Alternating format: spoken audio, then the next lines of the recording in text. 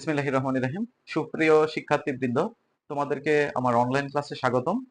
তো আমি তোমাদের একটি বিষয় বোঝানোর জন্য অনলাইন ক্লাসে এসেছি। তো আশা করি তোমরা ক্লাসটি আহ, অল্প সময়ের জন্য হলেও মনোযোগ দিয়ে বোঝার চেষ্টা করবে। তো আমরা কোয়ান্টাম সংখ্যার আলোকে একটি প্রশ্ন দেখব। তো সেই প্রশ্নটা বোঝার চেষ্টা করব। তো আমাদের প্রশ্নটা হচ্ছে আহ এরকম বোর্ড প্রশ্ন এসেছে। তো আমরা সেই বোর্ড প্রশ্নের আলোকে একটা প্রশ্ন বোঝার চেষ্টা করব, যে হচ্ছে প্রশ্ন বলতেছে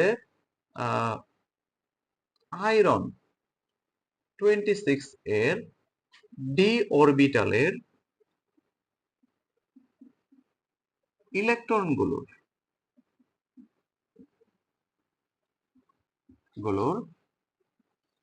কোয়ান্টাম সংখ্যা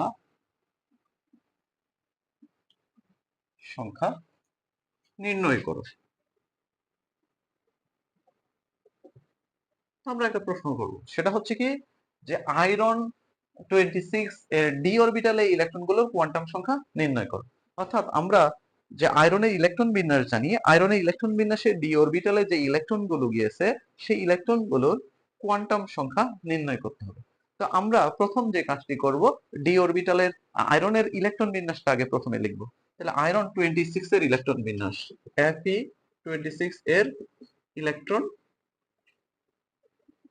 বিন্যাস। তো আমরা এটা বোঝানোর জন্য একটা ইলেকট্রন বিন্যাসকে আমরা বুঝাইছিলাম এরকম ভাবে। আমরা লেখার জন্য কি করব, যে 26 আয়রন, আমরা কি বলছিলাম, একটা ছন্দ আকারে শিখাইছিলাম যে এস এস, তারপরে কি ছিল পিএস, এরপর আবার কি ছিল পিএস, এরপরে কি ছিল ডি পি এস। মানে আমরা একটা ছন্দ পড়েছি যে ইলেকট্রন বিন্যাস লেখার জন্য S S PS PS DPS, এর পরেরটাও আসবে ডিপিএস।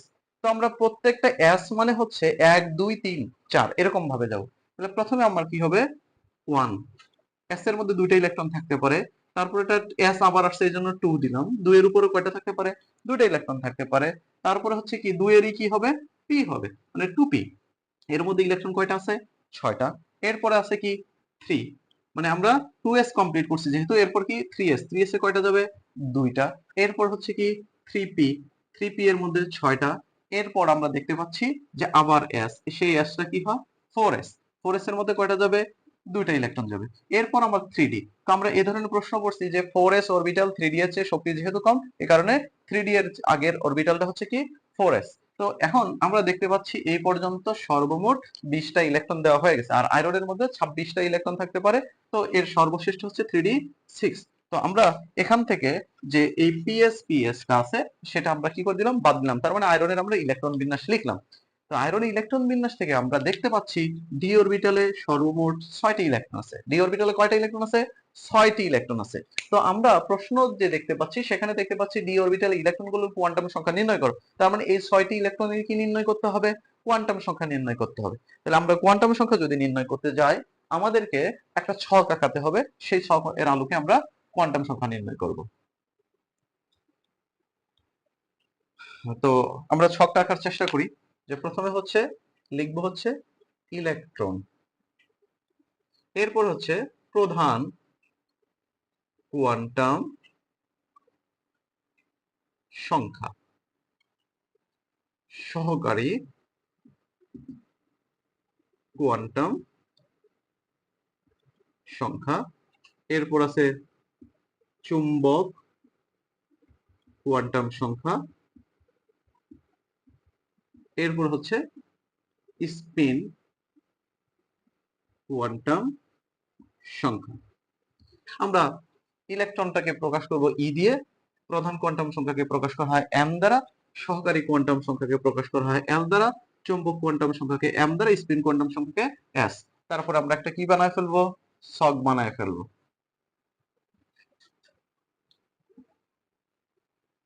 তো আমরা ছক এঁকে নিয়েছি, এবার আমরা কোয়ান্টাম সংখ্যাগুলো লিখব। দেখো ডি অরবিটালে আমরা দেখতে পাচ্ছি আয়রনের ডি অরবিটালে কয়টা ইলেকট্রন আছে, আয়রনের ডি অরবিটালে 6টি ইলেকট্রন আছে। একটু আগে আমরা ইলেকট্রন বিন্যাসে দেখাইলাম যে আয়রনের 6টা ইলেকট্রন আছে। এই 6টা ইলেকট্রনেরই আমাদের কি লিখতে হবে, কোয়ান্টাম সংখ্যা লিখতে হবে।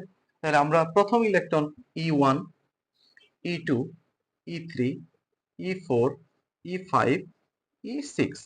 মানে আমরা 6টা ইলেকট্রনিক কোয়ান্টাম সংখ্যা লিখবো। তাহলে 6টার জন্য 6টা ঘর হয়ে গেল।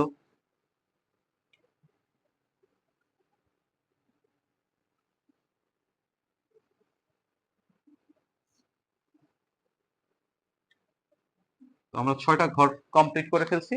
এবার আমরা প্রধান কোয়ান্টাম সংখ্যা লিখব। আচ্ছা, এর সর্বশেষ অরবিটাল হচ্ছে আয়রনের সর্বশেষ অরবিটাল হচ্ছে 3d6 এর মধ্যে গেছে। তার মানে আমরা এর সহগ দেখতে পাচ্ছি কত, মানে প্রধান কোয়ান্টাম সংখ্যা আমরা দেখতে পাচ্ছি হচ্ছে এখানে কত আছে, 3 হবে। কত হচ্ছে 3, কারণ কোন অরবিটালে গেছে, ডি অরবিটালে গেছে। তার কারণ এখানে কি প্রধান কোয়ান্টাম সংখ্যা হচ্ছে কি 3। তার মানে প্রত্যেকটা ইলেকট্রনের প্রধান কোয়ান্টাম সংখ্যার মান হচ্ছে 3। প্রত্যেকটা ইলেকট্রনের কি প্রধান কোয়ান্টাম সংখ্যার মান কত হচ্ছে 3। এবার আসতেছি আমরা সহকারী কোয়ান্টাম সংখ্যা। সহকারী কোয়ান্টাম সংখ্যা এল। এল এর মান আমরা এর আগে দেখাইছিলাম যে আমরা এল সমান সমান যদি এস অরবিটালে যায়, এস এল এর মান 0 হয়, পি অরবিটালে গেলে 1 হয়, ডি অরবিটালে গেলে কত হবে 2 হবে, এফ অরবিটালে গেলে 3 হবে। তো আমরা ডি6, তো ডি6 হইলে তাহলে এর ডি অরবিটালে গেছে, তার মানে এর সহকারী কোয়ান্টাম সংখ্যার মান কত হবে 2। তাহলে প্রত্যেকটাতে কি লিখে ফেলবা, সহকারী কোয়ান্টাম সংখ্যা 2। এবার চুম্বক কোয়ান্টাম সংখ্যা আসে। আমরা এই এম এর মান জানি এল এর মানের উপর নির্ভরশীল। এম এর সূত্রে পড়াইছিলাম কি -L 0 +L। তো আমরা এখানে এল এর মান দেখতে পাচ্ছি 2। 2 হলে আমরা জানি হচ্ছে -2 -1 0 +1 +2। তার মানে আমরা কি দিব, ঠিক সেটাই দিব যে -2 -1 0 +1 +2। আবার দেখো, আবার শুরু থেকে আসবে। তো 5টা ইলেকট্রন পর্যন্ত 5 জনে গেছে, পরবর্তীতে আবার হবে কি -2 থেকে শুরু। এরপরে যদি আরো অতিরিক্ত ইলেকট্রন থাকতো তাহলে আমরা লিখতাম কি আবার -1 বা 0, ঠিক সেম ভাবে লিখতাম। তো এবার প্রথম দিকের ইলেকট্রন গুলো প্রথমে একটা একটা আমরা হুন্ডের নীতি অনুসারে প্রথমে একটি একটি করে ইলেকট্রন প্রবেশ করে এবং তাদের স্পিন একমুখী হয়। এজন্য এই প্রথম যে 5টা আছে, এই প্রথম 5টার হবে প্লাস হাফ। কি হবে, প্লাস হাফ।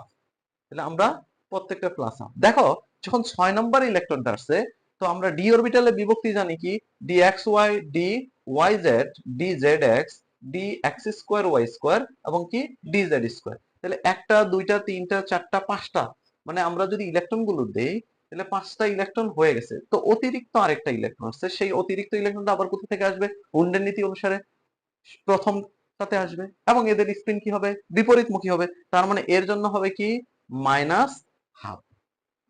তো আশা করি এই বিষয়টা বুঝতে পেরেছো এবং এ ধরনের প্রশ্ন সমাধান করার চেষ্টা করবে। এই জানিয়ে আমি তোমাদেরকে আমার ক্লাসে থাকার জন্য ধন্যবাদ জানাচ্ছি।